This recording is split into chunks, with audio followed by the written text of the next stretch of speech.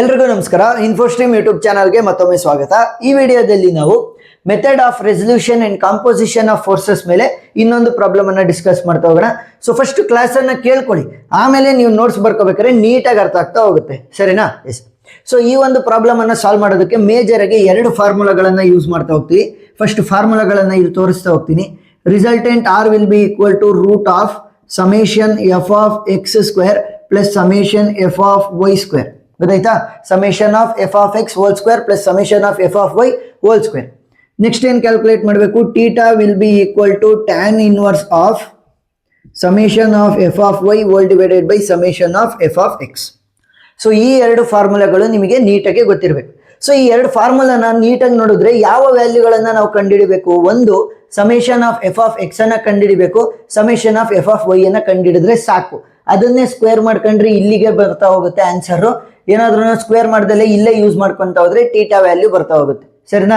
S. So ಈಗ summation of F of x ಅಂದ್ರೇನು, summation of F of y ಅಂದ್ರೇನು ಅಂತ ಹೇಳ್ತೀನಿ ನೋಡಿ. ಇಲ್ಲಿ summation of F of x ಅಂತಂದ್ರೆ ಹಾರಿಜಾಂಟಲ್ ಫೋರ್ಸಸ್ ಗಳನ್ನ ಆಡ್ ಮಾಡ್ತಾ ಹೋಗ್ಬೇಕು. ಏನು? ಹಾರಿಜಾಂಟಲ್ ಫೋರ್ಸಸ್ ಗಳನ್ನ ನಾವು ಆಡ್ ಮಾಡ್ತಾ ಹೋಗ್ತೀವಿ. Next summation of F of y ಅಂತ ಬಂದಾಗ ವರ್ಟಿಕಲ್ ಫೋರ್ಸಸ್, ವರ್ಟಿಕಲ್ ಫೋರ್ಸಸ್. ಗೊತ್ತಾಯ್ತಾ? ನೋಡಿ ಇಲ್ಲಿ ಏನಾದ್ರೂ ಬಲ್ಗಡೆ ಹೋಗ್ತಾ ಇದ್ರೆ ಅಥವಾ ಎಡಗಡೆ ಹೋಗ್ತಾ ಇದ್ರೆ ಅದನ್ನ ಏನಂತ ಕರಿತೀವಿ ನಾವು? ಹಾರಿಜಾಂಟಲ್ ಫೋರ್ಸಸ್ ಅಂತ ಕರಿತೀವಿ. ಬಲ್ಗಡೆ ಹೋಗ್ತಾ ಇದ್ರೆ ಮತ್ತೆ ಎಡಗಡೆ ಹೋಗ್ತಾ ಇದ್ರೆ, ಬಲ್ಗಡೆ ಹೋಗ್ತಾ ಇದ್ರೆ ಪ್ಲಸ್ ಅಂತ ತಗೊಳ್ಳೋಣ, ಎಡಗಡೆ ಹೋಗ್ತಾ ಇದ್ರೆ ಮೈನಸ್ ಅಂತ ತಗೊಳ್ಳೋಣ. ಗೊತ್ತಾಯ್ತಾ? ಇದು ಬೇಸಿಕ್ ಕಾನ್ಸೆಪ್ಟ್ ಹೇಳ್ತಾ ಇರೋದು. ಏನು? ಏನಾದ್ರೂ ಬಲ್ಗಡೆ ಹೋಗ್ತಾ ಇದ್ರೆ ಫೋರ್ಸಸ್ ಅದನ್ನ ಪ್ಲಸ್ ಅಂತ ತಗೋಬೇಕು, ಏನಾದ್ರೂ ಎಡಗಡೆ ಹೋಗ್ತಾ ಇದ್ರೆ ಫೋರ್ಸಸ್ ಅದನ್ನ ಮೈನಸ್ ಅಂತ ತಗೋಬೇಕು. ನೆಕ್ಸ್ಟ್ ವರ್ಟಿಕಲ್ ಅಂತ ಬಂದ್ರೆ ಮೇಲೂ ಕೂಡ ಬರುತ್ತೆ, ಕೆಳಗಡೆನೂ ಕೂಡ ಬರುತ್ತೆ. ಸೊ ಮೇಲ್ಗಡೆ ಹೋಗ್ತಾ ಇದ್ರೆ ಪ್ಲಸ್ ಅಂತ ತಗೋಬೇಕು, ಕೆಳಗಡೆ ಹೋಗ್ತಾ ಇದ್ರೆ ಮೈನಸ್ ಅಂತ ತಗೋಬೇಕು. ಗೊತ್ತಾಯ್ತಾ? ಏನು? ಬಲ್ಗಡೆ ಹೋಗ್ತಾ ಇದ್ರೆ ಪ್ಲಸ್, ಎಡಗಡೆ ಹೋಗ್ತಾ ಇದ್ರೆ ಮೈನಸ್, ಮೇಲ್ಗಡೆ ಹೋಗ್ತಾ ಇದ್ರೆ ಪ್ಲಸ್, ಕೆಳಗಡೆ ಹೋಗ್ತಾ ಇದ್ರೆ ಮೈನಸ್. ಸೊ ಇಲ್ಲಿ ಈ ತರ ಬರ್ಕೊಳ್ಳಿ ಸಾಕು, ಮೇಲ್ಗಡೆ ಹೋಗ್ತಾ ಇದ್ರೆ ಪ್ಲಸ್. ಸೊ ಇಷ್ಟನ್ನ ನೀಟಾಗಿ ಒಂದ್ ಸೈಡ್ ನೋಟ್ಸ್ ಅಲ್ಲಿ ಬರ್ಕೊಳ್ಳಿ, ಅವಾಗ ನಿಮ್ಗೆ ಕ್ಲಿಯರ್ ಆಗಿ ಅರ್ಥ ಆಗ್ತಾ ಹೋಗುತ್ತೆ. ಸೊ ಈಗ ಹಾಗಾದ್ರೆ summation of F of X ಮತ್ತೆ ಸಮೇಷನ್ ಆಫ್ ಎಫ್ ಆಫ್ ವೈಗಿನ್ನ ಮುಂಚೆ ಈ ಒಂದು ಏನ್ ಡಯಾಗ್ರಾಮ್ ಅನ್ನ ಕೊಟ್ಟಿದ್ದಾರೆ, ಸೊ ಅದನ್ನ ನಾವು ರಿಫೈನ್ ಮಾಡ್ಕೋಬೇಕಾಗತ್ತೆ.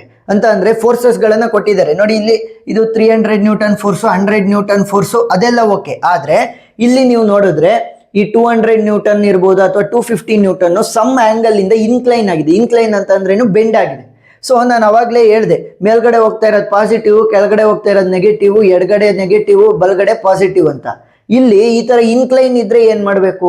ಇನ್ಕ್ಲೈನ್ ಇದ್ರೆ ಅವುಗಳನ್ನ ಹಾರಿಜಾಂಟಲ್ ಮತ್ತೆ ವರ್ಟಿಕಲ್ ಕಾಂಪೋನೆಂಟ್ ಗಳಾಗಿ ನಾವು ಮತ್ತೆ ಬೈಫರ್ಗೇಟ್ ಮಾಡ್ಬೇಕಾಗತ್ತೆ. ಯಾವ ರೀತಿ ಅಂತಂದ್ರೆ ನೋಡಿ, ಇಲ್ಲಿ ಈ ತರ ಲೈನ್ ಗಳನ್ನ ಹಾಕೋಬೇಕು.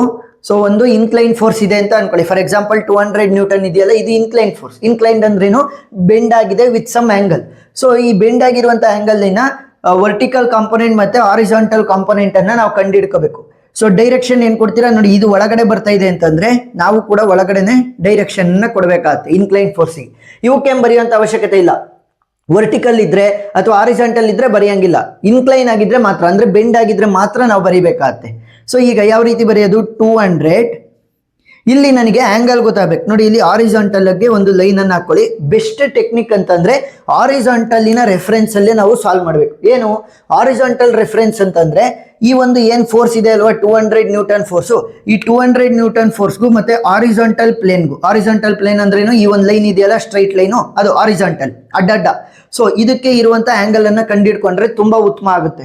ಇಲ್ಲ ಅಂತಂದ್ರೆ ಫುಲ್ ಕನ್ಫ್ಯೂಷನ್ ಆಗ್ತಾ ಹೋಗುತ್ತೆ. ಸರ್ ನಾವು ಒಂದು ಸೈನ್ ತಗೋಬೇಕು, ಒಂದು ಕಾಸ್ ತಗೋಬೇಕು, ಅವಾಗ ಫುಲ್ ಕನ್ಫ್ಯೂಷನ್ ಆಗುತ್ತೆ. ಅದಕ್ಕೋಸ್ಕರ ಏನ್ ಹೇಳ್ತೀನಿ ಅಂದ್ರೆ, ಇಲ್ಲಿದೆಯಲ್ಲ ಈ ಹಾರಿಜಾಂಟಲ್ ಪ್ಲೇನು, ಸೊ ಹಾರಿಜಾಂಟಲ್ ಪ್ಲೇನಿನ ರೆಫರೆನ್ಸ್ ಅಲ್ಲಿ ನಾವು ಆಂಗಲ್ ಅನ್ನ ಕಂಡುಹಿಡ್ಕೋಬೇಕು. ಸೊ ಈಗ 200 ನ್ಯೂಟನ್ಗೆ ಇಲ್ಲಿ 30 ಡಿಗ್ರಿ ಅಂತ ಕೊಟ್ಟಿದ್ದಾರೆ, ಈ 300 ನ್ಯೂಟನ್ ರೆಸ್ಪೆಕ್ಟಿವ್ ಅಲ್ಲಿ. ನನಗೆ ಅದು ಬೇಕಾಗಿಲ್ಲ. ಸೊ ನಾನು ಹಾರಿಜಾಂಟಲ್ ಪ್ಲೇನಿನ ಮುಖಾಂತರನೇ ನಾನು ಆಂಗಲ್ ಅನ್ನ ಕಂಡುಹಿಡ್ಕೊಂತೀನಿ. ಯಾವ ರೀತಿ? ಇಲ್ಲಿ 30 ಡಿಗ್ರಿ ಅಂತ ಕೊಟ್ಟಿದ್ದಾನೆ. ಇಲ್ಲಿ ನಾನು ಹಾರಿಜಾಂಟಲ್ ಪ್ಲೇನ್ ಹಾಕಿದ್ರಿಂದ ಇದಷ್ಟು ಕೂಡ ಎಷ್ಟಾಯ್ತು? 90 ಡಿಗ್ರಿ ಆದಂಗೆ ಆಯ್ತಲ್ವಾ? ಇದಷ್ಟು ಕೂಡ 90 ಡಿಗ್ರಿ ಆದಂಗೆ ಆಯ್ತು. ಸೊ 90 ಡಿಗ್ರಿಲಿ 30 ಡಿಗ್ರಿ ಇದೆ. ಸೊ 90 ಮೈನಸ್ 30 ಅಂತಂದ್ರೆ ಎಷ್ಟಾಯ್ತು? 60 ಡಿಗ್ರಿ. ಗೊತ್ತಾಯ್ತಾ? ಇದ್ರ ವ್ಯಾಲ್ಯೂ ಎಷ್ಟಾಯ್ತು? 60 ಡಿಗ್ರಿ. ಈ 200 ನ್ಯೂಟನ್ ಫೋರ್ಸ್ ಮತ್ತೆ 300 ನ್ಯೂಟನ್ ಫೋರ್ಸ್ ಮಧ್ಯೆ 30 ಡಿಗ್ರಿ ಅಂತ ಕೊಟ್ಟಿದ್ರು. ಆದ್ರೆ ನನಗೆ ಈಸಿ ಆಫ್ ದಿ ಕ್ಯಾಲ್ಕುಲೇಷನ್ಗೋಸ್ಕರ ಏನ್ ಮಾಡಿದೆ? ಹಾರಿಜಾಂಟಲ್ ಪ್ಲೇನ್ಗೆ ಇರುವಂತ ಆಂಗಲ್ ಅನ್ನ ಕಂಡುಹಿಡ್ಕೊಂಡೆ. 200 ನ್ಯೂಟನ್ ಮತ್ತೆ ಹಾರಿಜಾಂಟಲ್ ಪ್ಲೇನ್ಗೆ. ಸೊ ಎಷ್ಟು ಅಂತ ಬಂತು? 600. ಸೊ ಈಗ ಹಾರಿಜಾಂಟಲ್ ಇದೆ ಅಂತ ಅಂದ್ರೆ ಹಾರಿಜಾಂಟಲ್ಗೆ ನಾವೇನ್ ಬರಿಬೇಕು? ಕಾಸ್ ಬರಿಬೇಕು. ವರ್ಟಿಕಲ್ಗೆ ಏನಂತ ಬರಿಬೇಕು, ಸೈನ್ ಬರಿಬೇಕು. ಗೊತ್ತಾಯ್ತಾ? ಆಂಗಲ್ ಅನ್ನ ಹಾರಿಜಾಂಟಲ್ ರೆಸ್ಪೆಕ್ಟಿವ್ ಅಲ್ಲಿ ತಗೊಂಡ್ಬಿಟ್ಟು ಹಾರಿಜಾಂಟಲ್ಗೆ ಕಾಸ್ ಮತ್ತೆ ವರ್ಟಿಕಲ್ಗೆ ಸೈನ್ ಅನ್ನ ಯೂಸ್ ಮಾಡ್ತಾ ಹೋಗೋಣ. 200 ಫಸ್ಟ್ ನೋಡಿ, ಫೋರ್ಸ್ 200 ಅಲ್ಲ, 200 ಕಾಸ್ 60 ಡಿಗ್ರಿ. ನೆಕ್ಸ್ಟ್ ಇಲ್ಲೇನಂತ ಬರಿಬೇಕು, 200 ಸೈನ್ 60 ಡಿಗ್ರಿ. ಗೊತ್ತಾಯ್ತಾ? ವರ್ಟಿಕಲ್ ಐತೆ ಅಂದ್ರೆ ಮೇಲೆ ಹೋಗ್ಲಿ ಕೆಳಗಡೆ ಹೋಗ್ಲಿ ಸೈನ್ ಅನ್ನ ಯೂಸ್ ಮಾಡಿ, ಎಡಗಡೆ ಹೋಗ್ಲಿ ಬಲಗಡೆ ಹೋಗ್ಲಿ ಅದನ್ನ ಕಾಸ್ ಅಂತ ರೆಪ್ರೆಸೆಂಟ್ ಮಾಡಬೇಕು. ಸರಿನಾ? ನೆಕ್ಸ್ಟ್ ಇದನ್ನ ಕಲ್ತ್ಕೊಂತ ಹೋಗೋಣ, ಅವಾಗ ನಿಮ್ಗೆ ಇನ್ನೂ ಈಸಿಯಾಗಿ ಗೊತ್ತಾಗ್ತಾ ಹೋಗುತ್ತೆ. ನೋಡಿ, ಇವಾಗ ನಮಗೆ ಇಲ್ಲಿ 250 ನ್ಯೂಟನ್ ಇದೆ. ಸೊ ಇನ್ಕ್ಲೈನ್ ಆಗಿರೋದ್ರಿಂದ ಇದಕ್ಕೆ ಒಂದು ವರ್ಟಿಕಲ್ ಕಾಂಪೊನೆಂಟ್, ಒಂದು ಹಾರಿಜಾಂಟಲ್ ಕಾಂಪೊನೆಂಟ್ ಅನ್ನ ಬರೀಬೇಕು.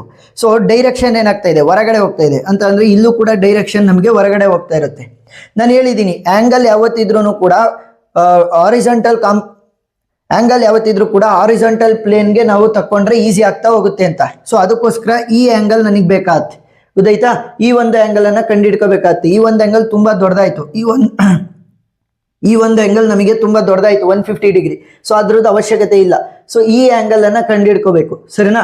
ಈ ಆಂಗಲ್ ಅನ್ನ ಯಾವ ರೀತಿ ಕಂಡುಹಿಡ್ಕೊಳೋದು, 2 ಟೆಕ್ನಿಕ್ ಇದೆ. ಯಾವ ರೀತಿ ಅಂತಂದ್ರೆ ನೋಡಿ, ಇದು 90 ಡಿಗ್ರಿ. ನೋಡಿ, ಈ ತರ ಒಂದು ಫೋರ್ಸ್ ಬಂತು, ಈ ತರ ಒಂದು ಫೋರ್ಸ್, ಟೋಟಲ್ ಎಷ್ಟಾಯ್ತು ನಮಗೆ 90 ಡಿಗ್ರಿ ಇದೆ ಈ ತರ. ಸೊ ಈ ತರ ಇದ್ದಿದ್ದು 90 ಡಿಗ್ರಿ ಇದೆ. ಇದರಲ್ಲಿ ಇಷ್ಟಿರೋಂಥದ್ದು ಎಷ್ಟು, 60 ಡಿಗ್ರಿ ಅಂತ ಕಂಡುಹಿಡ್ಕೊಂಡ್ವಿ.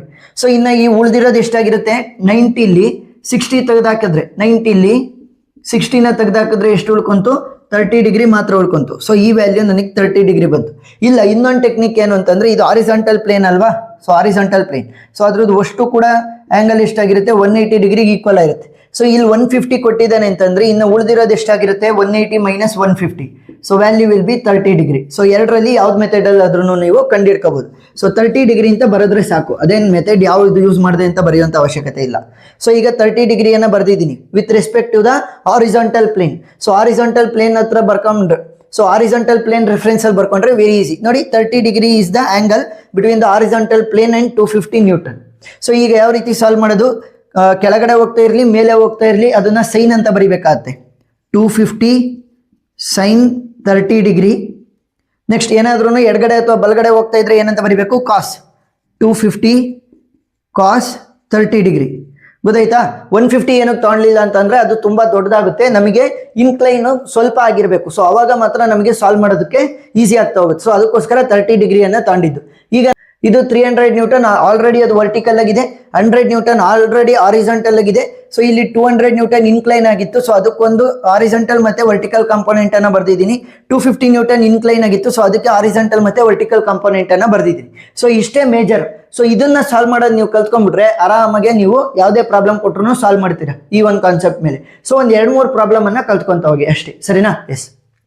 ಈಗ ಏನ್ ಮಾಡಬೇಕು, summation of F of x ಅನ್ನ ಬರಿತಾ ಹೋಗೋಣ ಫಸ್ಟ್, ಆಮೇಲೆ ಸ್ಕ್ವೇರ್ ಮಾಡ್ಕೊಳ್ಳೋಣ. ಸರಿನಾ? So summation of F of X ಯಾವ ರೀತಿ ಕ್ಯಾಲ್ಕುಲೇಟ್ ಮಾಡೋದು ಹೇಳಿದೀನಿ. ಎಫ್ ಆಫ್ ಎಕ್ಸ್ ಅಂತ ಅಂದ್ರೆ ಹಾರಿಜಾಂಟಲ್ ಫೋರ್ಸ್, ಬಲ್ಗಡೆ ಹೋಗ್ತಾ ಇದ್ರೆ ಪಾಸಿಟಿವ್, ಎಡಗಡೆ ಹೋಗ್ತಾ ಇದ್ರೆ ನೆಗೆಟಿವ್. ಸೊ ಪಾಸಿಟಿವ್ ಅಂತ ಬರ್ಕೊಂಡಿರಿ, ಅವಾಗ ನಿಮಗೆ ಆರಾಮಾಗಿ ಗೊತ್ತಾಗುತ್ತೆ. ಎಡಗಡೆ ಹೋಗ್ತಾ ಇದ್ರೆ ನೆಗೆಟಿವ್ ಅಂತ. ಒಬ್ಬೊಬ್ರು ಉಲ್ಟಾನು ತಾಂತಾರೆ. ಸೊ ಅದ್ರ ಅವಶ್ಯಕತೆ ಏನ್ ಇಲ್ಲ. ಸರಿನಾ? ಬಲ್ಗಡೆ ಹೋಗ್ತಾ ಇದ್ರೆ ಪಾಸಿಟಿವ್, ಎಡಗಡೆ ಹೋಗ್ತಾ ಇದ್ರೆ ನೆಗೆಟಿವ್, ಇಷ್ಟು ಗೊತ್ತಿರಲಿ. 100 ನ್ಯೂಟನ್ ಹಾರಿಜಾಂಟಲ್ ಫೋರ್ಸ್ ಗಳನ್ನ ಮಾತ್ರ ನೋಡ್ಬೇಕು. ಯಾವ್ಯಾವ ಇದಾವೆ, ಈ 100 ನ್ಯೂಟನ್ ಒಂದೈತೆ, ಮತ್ತೆ 200 ಕಾಸ್ 60 ಡಿಗ್ರಿ ಒಂದೈತೆ, ಮತ್ತೆ 250 ಕಾಸ್ 30 ಡಿಗ್ರಿ ಒಂದಿದೆ. ಈ ಮೂರೇ ಅಲ್ವಾ ಹಾರಿಜಾಂಟಲ್ ಇರೋದು. ನೋಡಿ ಹಿಂಗೆ ಅಡ್ಡ ಇರುವಂತ ಫೋರ್ಸ್ಗಳು ಯಾವು, ಈ ಮೂರೇ ಫೋರ್ಸ್ಗಳು. ಸೊ ಯಾವ ರೀತಿ ಬರೀತೀರಾ, 100. ನೆಕ್ಸ್ಟ್ ಈ 200 ಕಾಸ್ 60 ಏನಾಗ್ತಾ ಇದೆ, ಬಲ್ಗಡೆ ಬರ್ತಾ ಇದೆ. ಬಲ್ಗಡೆ ಬರ್ತಾ ಇದ್ರೆ ಏನ್ ಮಾಡ್ಬೇಕು, ಪ್ಲಸ್ 200 ಕಾಸ್ 60 ಅಂತ ಬರಿಬೇಕಾಗತ್ತೆ. ನೆಕ್ಸ್ಟ್ ಇಲ್ಲಿ ನೀವು ನೋಡಿದ್ರೆ 250 ಕಾಸ್ 30 ಡಿಗ್ರಿ ಏನಾಗ್ತಾ ಇದೆ, ಎಡಗಡೆ ಹೋಗ್ತಾ ಇದೆ. 250 ಕಾಸ್ 30 ಡಿಗ್ರಿ ಎಡಗಡೆ ಹೋಗ್ತಾ ಇದೆ. ಎಡಗಡೆ ಹೋಗ್ತಾ ಇದ್ರೆ ಮೈನಸ್ 250 ಕಾಸ್ 30 ಡಿಗ್ರಿ. ಗೊತ್ತಾಯ್ತಾ ಯಾವ ರೀತಿ ಸಾಲ್ವ್ ಮಾಡೋದು ಅಂತ? ಸಿಂಪಲ್. ಬಲ್ಗಡೆ ಹೋಗ್ತಾ ಇದ್ರೆ ಪಾಸಿಟಿವ್, ಎಡಗಡೆ ಹೋಗ್ತಾ ಇದ್ರೆ ನೆಗೆಟಿವ್. 100 ಬಲ್ಗಡೆ ಹೋಗ್ತಾ ಇದೆ, ಸೊ ಪಾಸಿಟಿವ್ ಅಲ್ಲಿ ತಗೊಂಡಿದ್ದೀನಿ.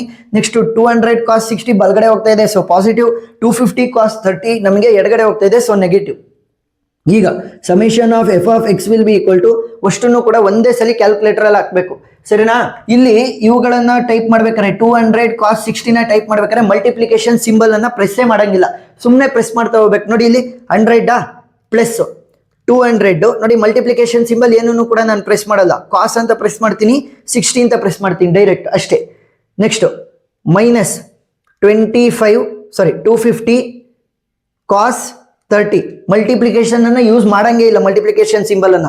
ಸೊ ವ್ಯಾಲ್ಯೂ ಎಷ್ಟು ಬಂತು ನಮಗೆ, ಮೈನಸ್ 16.50 ಮೈನಸ್ 16.50 ನ್ಯೂಟನ್. ಸರಿನಾ? ನ್ಯೂಟನ್ ಇಂದ ರೆಪ್ರೆಸೆಂಟ್ ಮಾಡ್ತಾ ಹೋಗ್ತೀವಿ. ಮೈನಸ್ 16.50 ನ್ಯೂಟನ್ ಸಾಕು.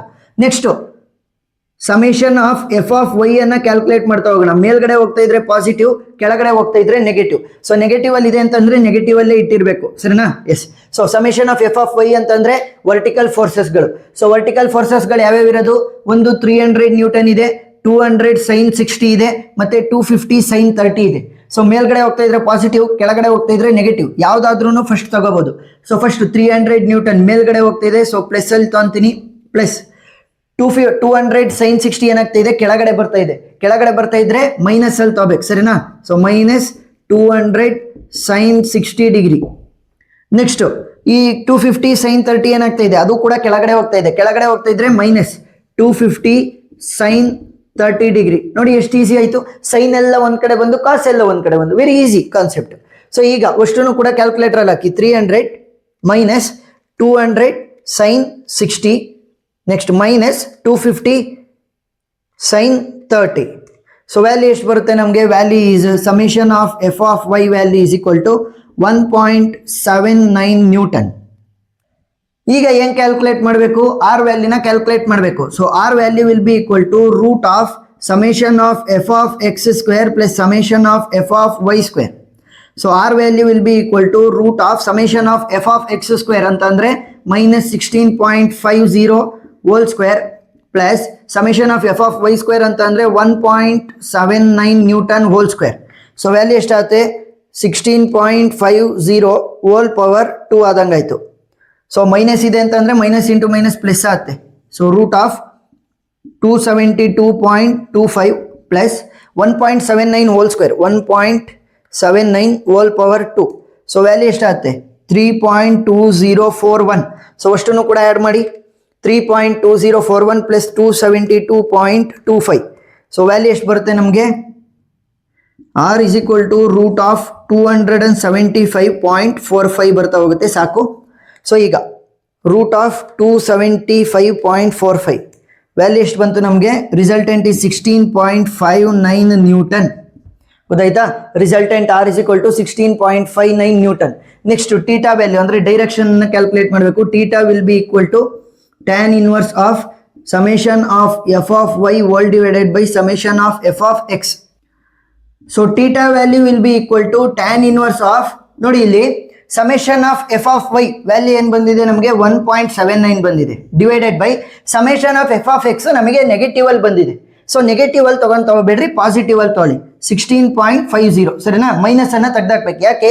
ಇದೊಂಥರ ಮಾಡಿಲ್ಲ ಇದ್ದಂಗೆ, ಡಿಟರ್ಮಿನೆಂಟ್ ಅಥವಾ ಮಾಡಿಲ್ಲ ಇದ್ದಂಗೆ ಅಂತ ಅನ್ಕೊಳ್ಳಿ. ಸೊ ಮಾಡಿಲ್ಲ ಇರೋದ್ರಿಂದ ನಾವು ಪಾಸಿಟಿವ್ ವ್ಯಾಲ್ಯೂಸ್ ಅನ್ನ ಮಾತ್ರ ಯೂಸ್ ಮಾಡಬೇಕು. ಸೊ ಕ್ಯಾಲ್ಕುಲೇಟರ್ ಅನ್ನ ಯೂಸ್ ಮಾಡ್ತಾ ಹೋಗೋಣ. ವ್ಯಾಲ್ಯೂ ಏನಾಗುತ್ತೆ? 1.79 hole divided by 16.50. 1.79 hole divided by 16.50. So value will B 0.1084.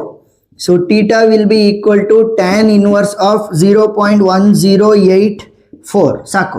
So value ಎಷ್ಟಾಗುತ್ತೆ? ಟ್ಯಾನ್ ಇನ್ವರ್ಸ್ ಬರ್ಸೋದು ವೆರಿ ಸಿಂಪಲ್. ಶಿಫ್ಟ್ ಅನ್ನ ಪ್ರೆಸ್ ಮಾಡಿ, ಟ್ಯಾನ್ ಅನ್ನ ಪ್ರೆಸ್ ಮಾಡಿ, ಟ್ಯಾನ್ ಇನ್ವರ್ಸ್ ಬರುತ್ತೆ. ಯಾವ ರೀತಿ? ಶಿಫ್ಟ್ ಅನ್ನ ಪ್ರೆಸ್ ಮಾಡಿ, ಟ್ಯಾನ್ ಅನ್ನ ಪ್ರೆಸ್ ಮಾಡಿದ್ರೆ ಟ್ಯಾನ್ ಇನ್ವರ್ಸ್ ಬಂತು. ನೆಕ್ಸ್ಟ್ 0.1084 ಡೈರೆಕ್ಟ್ ಆಗಿ ಹಾಕ್ಬೇಕು. ಮಲ್ಟಿಪ್ಲಿಕೇಶನ್ ಸಿಂಬಲ್ ಏನ್ ಬೇಡ. ಟ್ಯಾನ್ ಇನ್ವರ್ಸ್ ಆದ್ಮೇಲೆ ಮಲ್ಟಿಪ್ಲಿಕೇಶನ್ ಸಿಂಬಲ್ ಏನ್ ಬೇಡ. ಟ್ಯಾನ್ ಇನ್ವರ್ಸ್ ಬರ್ಸಾದ್ಮೇಲೆ 0.1084 ಅಂತ ಪ್ರೆಸ್ ಮಾಡಿ ಈಸ್ ಈಕ್ವಲ್ ಟು ನ ಪ್ರೆಸ್ ಮಾಡಿದ್ರೆ ವ್ಯಾಲ್ಯೂ ಬರುತ್ತೆ. ಸೊ ಎಷ್ಟು ಬಂತು ನಮಗೆ? 6.18. ಸಾಕು. 6.18 ಡಿಗ್ರಿ. ಗೊತ್ತಾಯ್ತಾ? ಸೊ ಆರ್ ವ್ಯಾಲ್ಯೂನು ಕೂಡ ಕ್ಯಾಲ್ಕುಲೇಟ್ ಮಾಡಿದೀವಿ, ಟೀಟಾ ವ್ಯಾಲ್ಯೂನು ಕೂಡ ಕ್ಯಾಲ್ಕುಲೇಟ್ ಮಾಡಿದೀವಿ. ಇದು ವೆರಿ ಈಸಿ. ಗೊತ್ತಾಯ್ತಾ? Summation of F of x f of y ಅನ್ನ ಆರಾಮಾಗಿ ಕಂಡುಹಿಡ್ಕೋಬಹುದು. ಆದ್ರೆ ಈ ರೆಸೊಲ್ಯೂಷನ್ ಅನ್ನ ಮಾಡೋದು ವೆರಿ ಇಂಪಾರ್ಟೆಂಟ್, ರಿಸಾಲ್ವ್ ಮಾಡುವಂಥದ್ದು. ಸೊ ಒಂದ್ 2-3 ಪ್ರಾಬ್ಲಮ್ ಅನ್ನ ನೀಟಾಗಿ ನೋಡ್ಕೊಂತ ಹೋಗಿ ಅವಾಗ ಕ್ಲಿಯರ್ ಆಗಿ ಅರ್ಥ ಆಗ್ತಾ ಹೋಗುತ್ತೆ. ಸೊ ವಿಡಿಯೋ ಇಷ್ಟ ಆಗಿದ್ರೆ ಸಬ್ಸ್ಕ್ರೈಬ್ ಮಾಡ್ಕೊಂಡು ಸಪೋರ್ಟ್ ಮಾಡೋದನ್ನ ಮರಿಬೇಡಿ. ಏನೇ ಡೌಟ್ ಇರಲಿ ಕಮೆಂಟ್ ಸೆಕ್ಷನ್ ಅಲ್ಲಿ ತಿಳಿಸಿ, ನಾನು ಕ್ಲಾರಿಫೈ ಮಾಡ್ತೀನಿ. Thank you for watching.